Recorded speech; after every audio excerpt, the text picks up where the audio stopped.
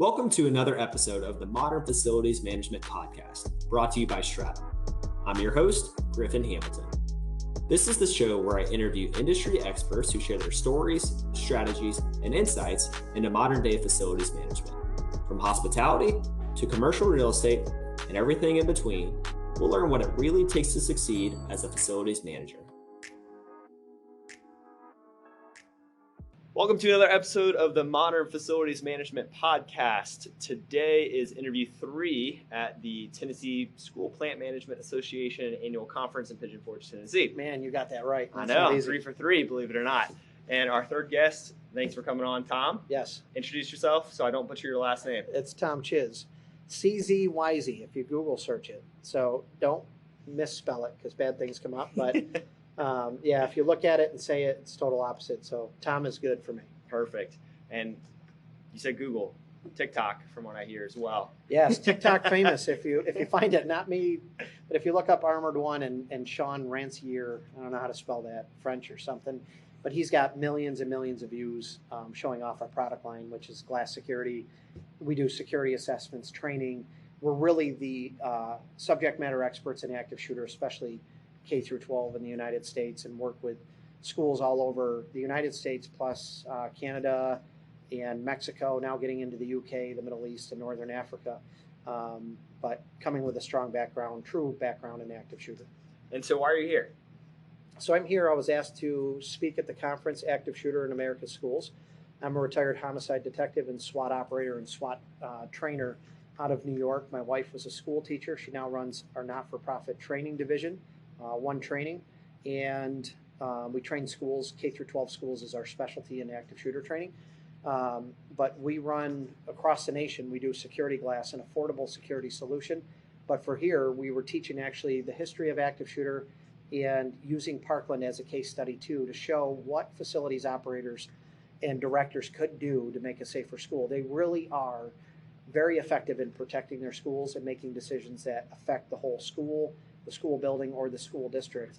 And we were here to teach on that, not to really talk about glass or training or any of those portions. Yeah, and I guess talk to that a little bit more, where in those unfortunate circumstances, where the facilities manager or facilities director comes into play, what really goes on behind the scenes in the preparation all the way through to the execution of when that situation arises. Yeah, definitely. So coming in here, it was definitely very different because you have a vendor speaking for 2 hours. We're not trying to sell anything, of course, but we're talking to them partially as a vendor. So I can speak on a vendor term, and then I can speak from an educational term, working with FBI and Secret Service, the federal government for active shooter stuff, and local police, of course. But with that, coming in and saying, okay, it's difficult when you come to a school district. Who do you talk to? How do you sell a product? Whether that product is going to save lives or clean floors, what is it doing and why is it doing it? Who do you talk to with those? And it might be a superintendent, a business administrator, a school board. It's different every time. And it's every district in every state is so different. And what we've learned as a company working in all 50 states is consistently, it is the facilities maintenance directors or superintendents, whatever their title is truly a great decision maker for what we're doing, whether it's even the start of training. Training has to do with the educational side of school. Yet the facilities director is the one that is typically bringing us to the table and saying, you need to talk to these guys, these men and women that do training specialized for K through 12, and they'll do the vetting process and bring it to the table. And that same goes for us with product lines. And I tell you the vendor side because more importantly, as a facilities director, they're the ones sitting there that are vetting the companies and saying, okay, we're doing this. COVID hits, and what are we using to sanitize our schools? What are we using for the shields on the desks at this point? They're doing all the legwork to keep people alive, protected, safe, healthy, and they're doing a great job at that. And we've really created a great relationship with our facilities associations across the nation. Yeah, and I guess talk to that. You mentioned that whole buying process, right? I mean, that's something it can be very tedious, and there's a lot of factors that go into it, and that is the first step in preparing for this. And so you're coming in as a consultant essentially and working with these facilities directors. And how does that typically work? And what is the main point you're trying to make as you're going to implement this type of product? So I'm gonna touch on a couple things there too. First, I feel your pain as facilities directors and operators. Almost 9 years in the business now, working with schools, government, all that. But let's focus K through 12 schools. It's different for every single facilities operators, but they might push for something for 2 years and be stalemated by a school board, by a superintendent, by a business administrator, and we need this, we need this, we need this. And then all of a sudden they get the green light and it's like, get the bids and get this done in 2 months, right? Find somebody and do it. And they're not saying specifically, I need this product, but I need this solution, whatever it is, for the school. So then they have to run. So they go from pretty much begging and telling and saying, do this, to get it. So being on the vendor side and working with these schools for so long, I feel their pain, because we will talk to them and they'll say, okay, come in and talk to the school board, come talk to the superintendent. And we try different processes and steps to put the puzzle pieces together to say, okay, this facilities director wants this for a reason, whatever it is, new doors. Because our security consulting of what we do with being subject matter experts in physical security, active shooter, counterterrorism, all of those things, we might bring a Navy SEAL to your place and say, okay, this is what you need and why. And they'll speak to it, and that facilities director says, yes, we absolutely need this. Yes, this is what we need. And then we go to the next person and they say no. Then we go to the next and they say no. So I always say it's kind of like a real world solution. We're showing the real world solution. The facilities directors get it because they know their buildings. Not only do they know their buildings, every inch, every square foot of that place, but they also know the people that are in them and what their needs are. And this is so drastically different than a principal or a superintendent who's not even in that building. Our facilities, whether they're custodians, maintenance workers, they know what the people want, what they need. They know where the vulnerabilities are working inside those buildings. So, you and I are here to talk about security. A lot of people will mix up safety and security. Safety is unintentional. So it could be a weather-related accident, slip and fall, injury, death. It could be that bad. Where security is man-made, it's malicious. Someone is coming in to injure, kill, destroy, take away. That's security. And it could be stealing a cell phone. That's intentional. A cell phone blowing away in a storm is unintentional and accidental. Right. So OSHA does a great job managing our places, our schools, our manufacturing facilities, saying follow these safety guidelines, but there's not much for security. And what we've seen and what we've witnessed over the years is facilities. A lot of schools don't have security directors, and even if they do, it falls under maintenance and facilities, and they're the ones that reach out and say, okay, how do we start solving these problems? And what do we do? How do we approach it? What's the solution? And we'll show them the solutions and saying, here, work with these 3 companies. This is who, but then they get that door closed in their face a lot of times. And I guess with that and looking at it from their perspective, where they have the entirety of the school system, whether it's multiple schools, they're single location or a single building within a school, and they have to account for every possible scenario. Mm-hmm. And we focused on glass on our conversations thus far, but beyond that, what goes into that from a facilities manager's perspective? So being government entities, they're typically spending on how much they're spending could be a bidding process, looking off state contracts, looking from sourcing companies that are on state bids or GSAs, things like that. But a lot of times it'll be in security world, a lot of new innovation is coming out, and these companies are not on your state bids. They're not on your sourcing companies, and you're not able to just buy them. So now you have to put it out to bid. And what we're learning there too is working closely to get a true understanding of what you want. And that product could be a blue light system, okay? We're going to call a lockdown, and we're going to hit a lockdown button in a school. We're trying to secure it. What does that lockdown button do? Does it include the blue light system? Does it close fire doors? Does it notify staff via text and email that we are in lockdown? Does it shut down any smart operating unit like a smart board at a school, a laptop, and say we're in lockdown, go into lockdown, stop people from using stuff so they know what's going on? Pushing out the blue lights. Are the blue lights flashing, telling people there's a visual? If they can't hear it, they can see it, that we're in lockdown. And that creates a specification. When that spec gets written, this is everything our lockdown button and blue light system does. So if we're going into a true lockdown, we see a guy with a gun, we hit the button. Is it calling 911? Is it mass notification to any police officers off duty that could be close? What's going on with that system? There's so many software writing things that you can do behind that button compared to push the button and an alarm goes off and we call 911. That's Right. not truly solving it. When the facilities operator gets involved and sees what's written down, what's happening, and says, all of this makes sense for us. We had a lockdown before. I've had facilities directors tell me this. We had 400 cars here. Parents trying to get their kids, demanding that they get their kids during a lockdown. We couldn't even get an ambulance into the building, you know. So we need that mass notification to all staff, to all parents. Do not come to the schools. Go to the secondary location. We have no details at this time other than the school is in lockdown. We will update you immediately when we have it. And the facility, yes, we've had that problem. And the superintendent probably doesn't know because they never came to the school during the lockdown because it ended up being nothing. The media wasn't involved, yet we had 400 parents there. Traffic backed up for 2 hours on the main highway coming in because people thought they were coming to rescue their children and abandoning their cars on highways. So when they look at it and they say, okay, this meets exactly what we need, I always say your spec is your need. When you're reading a specification, if that's what you need, make the spec meet your need and then release that in the bid, in the RFP, the request for proposal. If that goes out and people are not able to meet that need, don't buy them just because they're the least expensive. We see that over and over again. And I would say facilities has gotten the best, better than business administrators. Sorry if you're listening, but they will spend the money and do it 2 or 3 times the wrong way, where facilities directors are given that budget and they know if they step out of it and they're wasting money, it might cost more up front, but it's going to save me over the next 2 years. And now I can buy this. Now I can get that for maintenance or for facilities or whatever, or it opens up another position.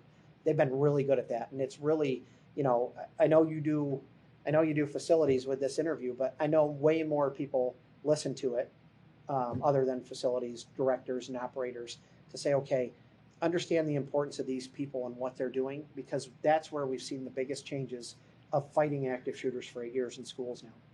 So do you find, I mean, unfortunately over the last decade in particular, I'm probably dating myself where that's more of memory for me, but there's been more and more shootings that we've come across. And do you feel, I mean, I think as if that's being brought front of mind where you are preparing, do you feel still to this day where people are kind of throwing their hands up in the air, have really no direction on where to even begin? Because facilities, it covers a wide range of tasks. And so throwing security in there, you could kind of feel helpless. So do you still find that to be the case? Absolutely. So they are still there. We see more proactiveness and we see more money being given for it, whether it's federally or by states. I know you're from Florida. Governor DeSantis has pushed money into the schools after the Parkland shooting.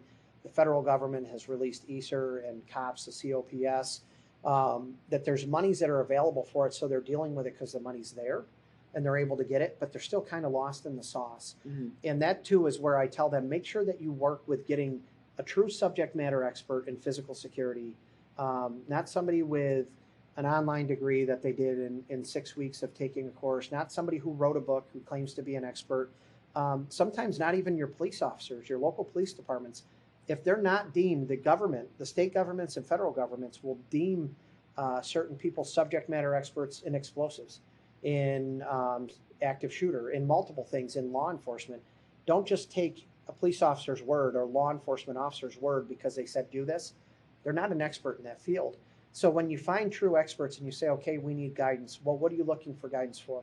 Well, we want to create a secure vestibule. Well, that secure vestibule, you could put $1 million into a beautiful vestibule that has every bell and whistle that you can imagine to check people in, to bring them through and, x-ray things and looking, anything that you can imagine they could have. But if your back door is unlocked and it's not secure, or your side doors and the shooter knows that, what good was that secure vestibule, right? If you're with a subject matter expert in physical security, they're going to say, block every exterior door, harden them up, get better. And these are the least expensive entries. But then when you do your front, it's going to force people to move to the front of the building. You create those layers of protection and you force the bad guy where you want them to go. That's what a subject matter expert will do for them, compared to just asking a recommendation of somebody that, the local police chief. And we've had that 3-person police department. Hey, chief, what do? We do this, this, and this. And he's been a part-time cop for 5 years, and now he's chief of police of a 3-man department. He has no clue what he's telling you. And I'm not putting law enforcement down. I'm a retired cop, homicide and SWAT. I eat and breathe this stuff still. I love what they do, but the police officers will admit to you, there's people that are experts. SWAT is an expert in special weapons and tactics. hostage negotiators are subject matter experts in their field. We turn to them. We just don't turn to anybody. So when you're looking for the real solution, it's teaming up with the right people and making sure you get that and you vet it before you're saying, let's do this. Yeah, I mean, and to make the analogy in facilities, I mean, you have electricians, you have plumbers, and they are specialists. Just because you're in facilities doesn't mean you should be the one, doing an electrical project. Exactly. Rely on an expert. So love that. The painters aren't doing the plumbing, right? Exactly. So everything you just mentioned, it seems as though it would be a long rollout, potentially a large investment, and a lot of yeses that need to be had from top down to make sure that's implemented. What are some quick fixes, or at least to begin the process? What can you do to really have safety and security up front? So in SWAT, they say people will say Band-Aids don't work. In SWAT, we say they do, because you might get shot and then you have to put your hand and put pressure on. You don't have a tourniquet and you don't have a surgeon yet, so it's like putting a Band-Aid on a gushing wound. Sometimes you have to put those Band-Aids on. But one thing I will say, there's been many studies done that if you do it right the first time, it saves you money in the long run, and that especially goes into security. That if you're able to do it right, and again, it's budgets, it's yeses, it's everything. We always say eat the elephant one bite at a time. So if you're able to say, okay, here's my big goal is to do this. We're going to create secure classroom doors on all of our elementary school. There's 110 doors that need to be secured in here. We need new locks, new glass, new doors, vision light kits, framing, hinges. All of that goes into it. We need an architect to approve. We need all that. Take baby steps. Or if you're looking at the whole district, you start with one school. Mm-hmm. You see how it goes. You work out the kinks to say, okay, how can we become more efficient? How can we get a better deal here? How can we prove to the school board that this only cost us $100,000? They thought it would be $900,000. We did it for $100,000, and now we're able to say, okay, let's do 10 next year. And we take baby step after baby step. And when it comes to security, trust your gut, trust your people. Your people know you could have districts with 3 buildings. You could have districts with 400 buildings. Clark County schools, over 400. Mm-hmm. There's areas of Clark County that are in the middle of nowhere in Nevada, that are in the middle of nowhere. And then you have stuff that is down in very crime-ridden areas where school buses are getting shot at. You would want to harden up and deal with something like hardening of a classroom in an area where there's a threat of gun violence due to gangs in the neighborhood, before you would do that in an area where there's less of a threat. Mm-hmm. Or you talk to your people and they say, I got these crazy dads, 2 crazy dads at this elementary school. We need to do that one first before we work on the high school. And we take our steps of strategically protecting based on what your need is per district, per building, per classroom sometimes.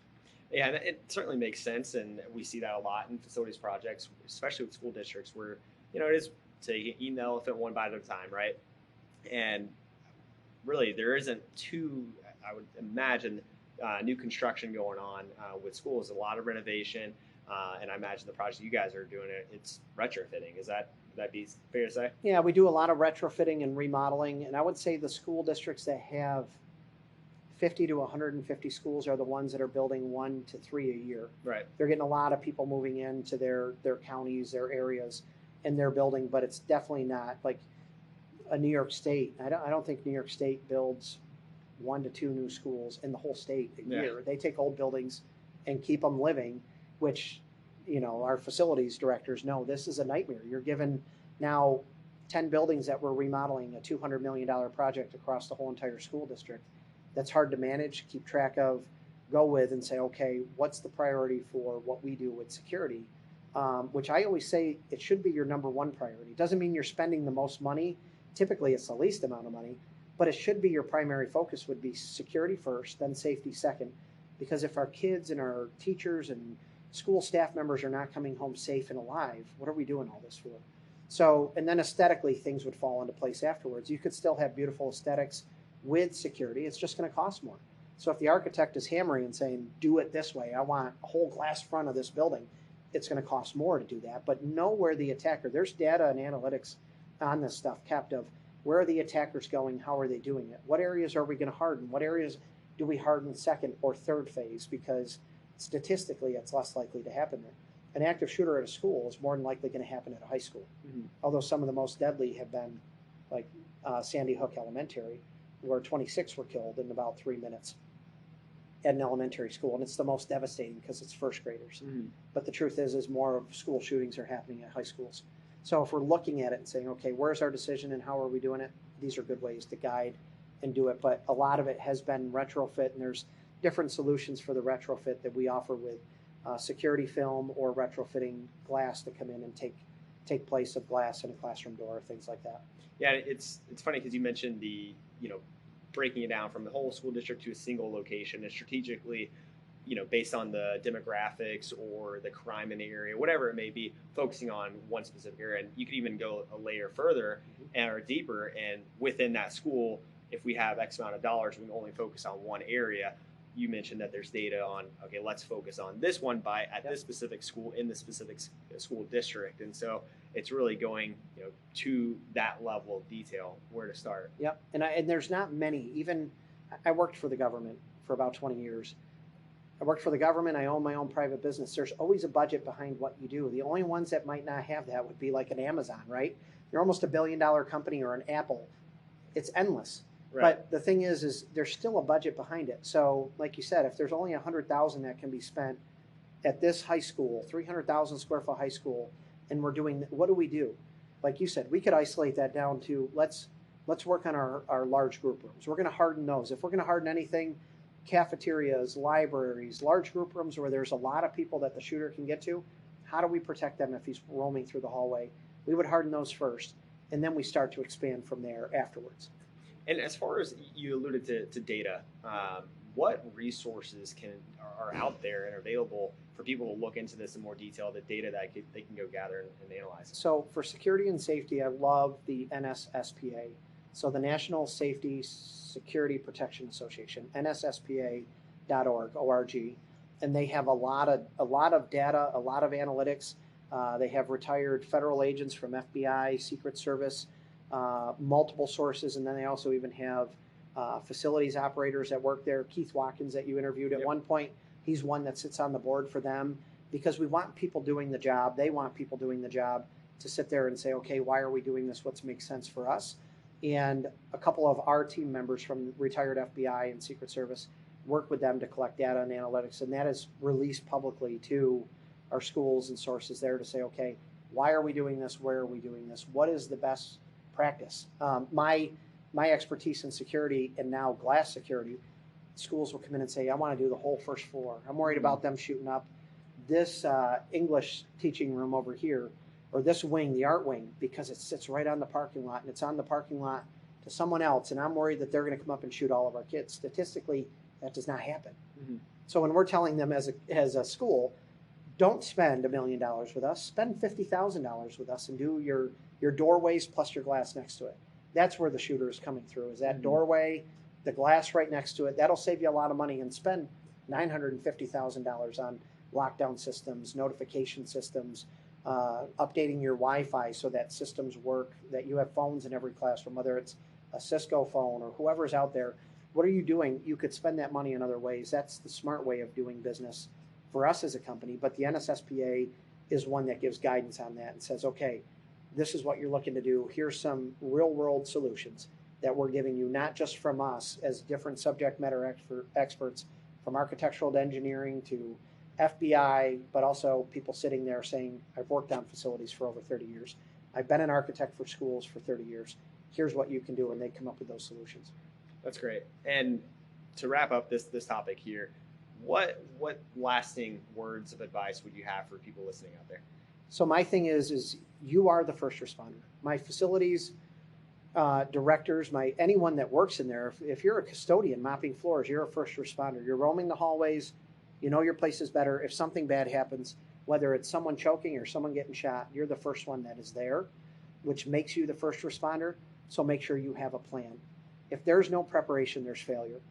Preparation is the key to success, whether you're going off to college or you're preparing for a terrible attack at your school. If you don't have a plan, you don't have things put together, the only person in control is that person attacking your building. So have a plan, be prepared. You are the first responder. That's great.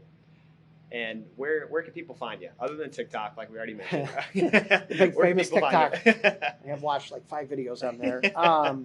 We're armoured1.com, and Armoured One is like Under Armour's easiest way. ARMOUREDONE.com. So if you search Armoured One, it should come up. If you search Fat Tattoo Guy Punching Glass, it should come up too as well. That might be the easier way, but you can find us those ways. And I will tell all you listeners too, whatever you're doing, security-wise, whether it's a school, it's a building, feel free to reach out to us. Advice is for free, and we give it out all the time. And a lot of times too, we tell customers you're not ready for glass security.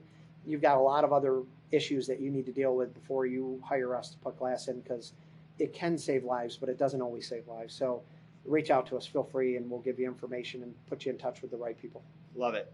Well, thank you so much for the time. It's been a pleasure. I know offline we talked for about 3 hours. But I love it. But yeah, hey. Thank you, man. Appreciate it. Thanks for listening to another episode of the Modern Facilities Management Podcast.